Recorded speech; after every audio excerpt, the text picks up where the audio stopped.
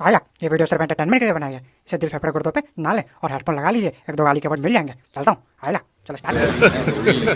Hey y'all, come look at this. बड़ी खबर इस वक्त आ रही है और वो खबर ये। क्या तुम्हें लगता है सही में ऐसा कोई इंसान कर सकता है?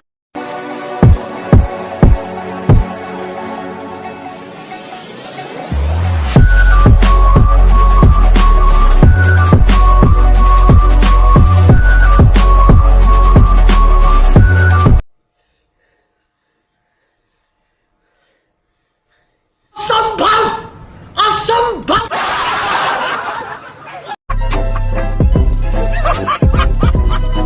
गजब बेइज्जती है। अभी तो रुको, क्लाइमैक्स अभी बाकी है। अरे